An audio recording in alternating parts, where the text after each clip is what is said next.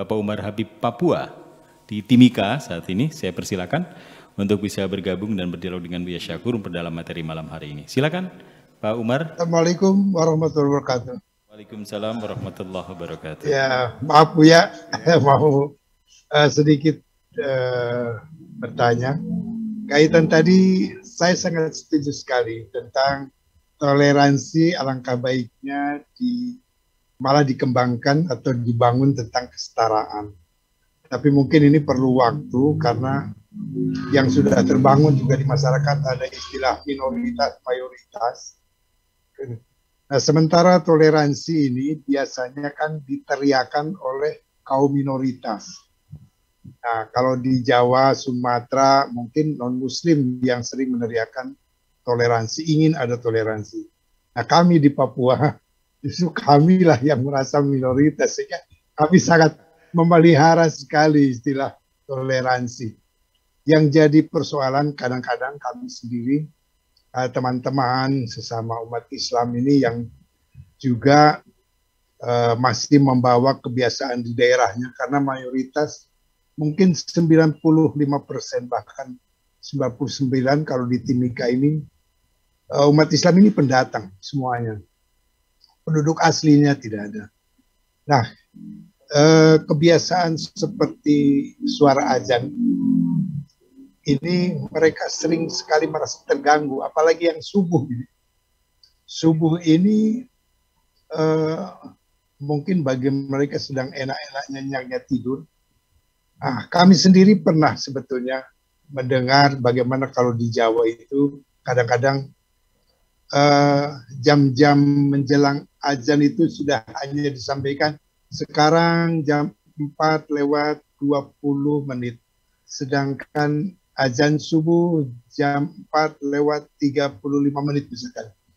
Jadi hanya berita seperti itu, orang sudah terbangun. Nah, kalau di Papua ini justru kebanyakan azannya saja 15 menit, belum tahrim. Nah, itu sehingga ini waktu yang lama ini, tetapi karena ada bahasa itulah, ya mereka yang harus toleran dengan umat Islam. Nah, sedangkan mereka juga mayoritas. Tapi karena ingin menjaga kerukunan, ya ditahan-tahan lah. Tetapi kalau secara tadi itu, jadi pada dasarnya mereka itu saling menjaga, ada dendam kan gitu yang tidak bisa diungkapkan, karena mereka sebetulnya kalau berani bisa saja protes, mungkin melawan, tapi juga khawatir. Nah, kita ingin bagaimana agar mereka tidak menyimpan dendam ini. Kita yang mengingatkan kepada umat Islam, tolonglah kalau ngaji tidak usah lama-lama, mungkin bahkan tidak perlu ngaji lah, tahrim saja itu sudah terlalu lama. Tapi ini yang kebiasaan, ini yang sulit kita mengingatkan, dikiranya kita yang makan menghancurkan Islam begitu. Mohon mungkin ada saran-saran dari Buya. Terima kasih. Assalamualaikum warahmatullahi wabarakatuh. Waalaikumsalam warahmatullahi wabarakatuh. Ya. Jadi apa yang dialami oleh Habib ya di Papua ini juga pernah saya alami. Maka justru malah suara azan di tengah-tengah umat Islam yang 100% lah, atau 99,9% lah. 99,9% itu beragama Islam, dan juga mayoritas itu Nahdliyin ya, NU, mayoritas semuanya di sini.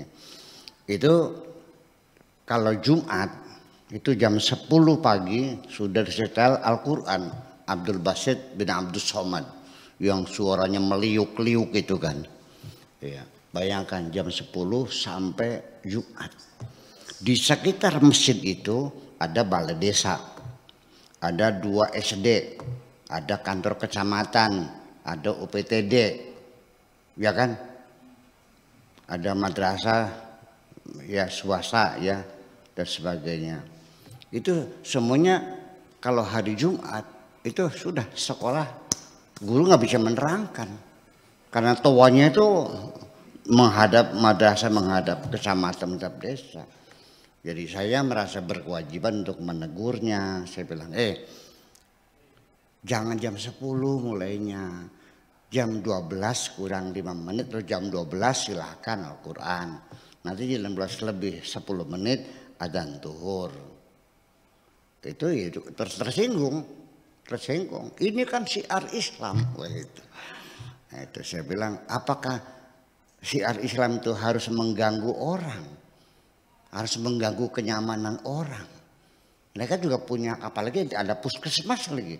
Orang yang sakit itu. Bagaimana orang yang sakit dengan suara tilawatul Quran Abdul Sobat yang meliuk-liuk seperti itu. Kan tambah sakit. Iya, boro-boro menikmatinya.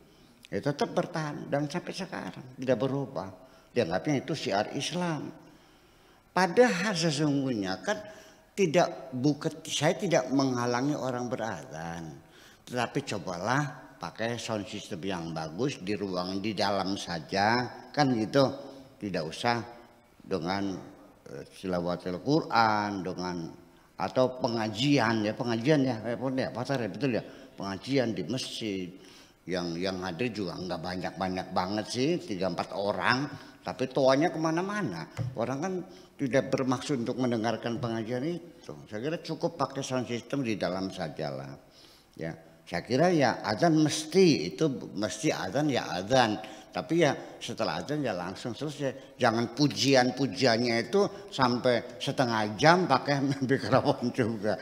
Jadi saya kira itu hak kita untuk adzan, hak. Dan mereka juga punya hak, yang muslim punya hak juga untuk membuat acara-acara ritual sesuai dengan agamanya masing-masing. Apakah itu musik, apakah segala macam juga sampai. Makanya diperlukan kesetaraan. Tetapi harus kita sadari bahwa kelompok yang mayoritas itu cenderung sikapnya arogan. Ya, di mobil saja kendaraan yang besar namanya bis itu arogan juga. Mobil kecil suruh minggir semua kalau merasa dirinya besar. Nah itulah ada kecenderungan semacam itu. Jadi bukan toleransi yang sifatnya saling mengalah, tapi keyakinan bersama bahwa kita punya hak yang sama, punya kejiwaan yang sama. Ketika wajib militer, ya apapun agamamu nggak ada urusan wajib militer dong, 2 tahun lamanya. Apakah warna kulit kamu hitam atau putih, agamamu apakah muslim dan muslim, nggak ada urusan. Dan semua orang punya hak sipil yang sama. Diberikan kebebasan untuk melakukan ibadah sesuai keyakinannya masing-masing. Dijamin undang-undang, itu yang saya harapkan. Jadi bukan berdasarkan, kalau toleransi kan kesepakatan bersama itu juga sementara. Dan itu bargaining tawar-menawar. Dan biasanya minoritas yang mengalah. Ini tidak akan abadi. Ya, dan tidak menjamin dan tetap tidak nyaman semacam itu. Tapi kesetaraan berdasarkan undang-undang. Di Al-Quran tadi sudah jelas, saya dikutub sendiri bahwa tasawi artinya kesetaraan bainal mu'minin wa ghairil mu'minin, antara orang yang beriman dan orang yang non beriman. Itu punya hak yang sama dalam proses menghadapi keadilan sosial. Supremasi hukum ditegakkan di atas warna kulit, di atas agama dan sebagainya. Saya kira mungkin seperti itu. Saya kira nggak usah pakai toa di dalam aja gitu. Ya pujian silahkan, tidak dilarangi. Kalau adzan itu kan memanggil orang sholat. Adzan itu kan maksudnya memanggil orang sholat. Lagi pula Kanjeng Nabi juga kan nggak pakai speaker. Bilal kan nggak pakai toa kan, dia sebatas suara. Makanya kalau kita melihat di Al-Quran, idza nuja lis-sholati min yaumil jumu'ati fasau ila dzikrillah. Jadi ketika sudah ada adzan zuhur, itu adzan Jumat, itu fasau dzikrillah wa dzarul bai'. Segera sholat, tinggalkan perdagangan. Ketika Bilal itu adzan dengan mulut saja tanpa speaker, kira-kira berapa meter terdengarnya? Kalau begitu berarti pasarnya di mana? Ya di depan masjid. Tidak jauh, ya, nggak mungkin terdengar dong. Nah itu saya dulu punya rencana masjid-masjid di Indramayu yang tanahnya luas 1 hektar, itu kan tanahnya kosong. Kita mau saya bikinkan pasar. ditolak oleh para imam masjid itu. Saya ketuanya padahal loh, ketua imam masjid Indramayu. Ditolak oleh, masa masjid buat dagang. Ya, jadi artinya mindset kita sendiri perlu ada perubahan-perubahan ke depan. Yang sabar aja lebih. Ya, makasih gitu aja. Baik, membangun kesetaraan di antara toleransi yang ada di Timika. Demikian sebuah pertanyaan yang diajukan oleh Pak Umar Habib di Papua sana.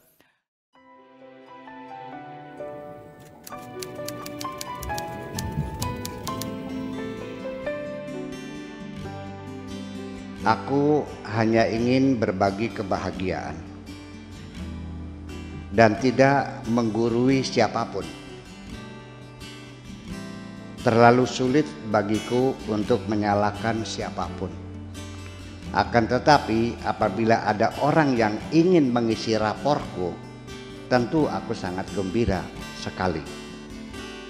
Dan kujamin aku tidak akan sakit hati sedikit.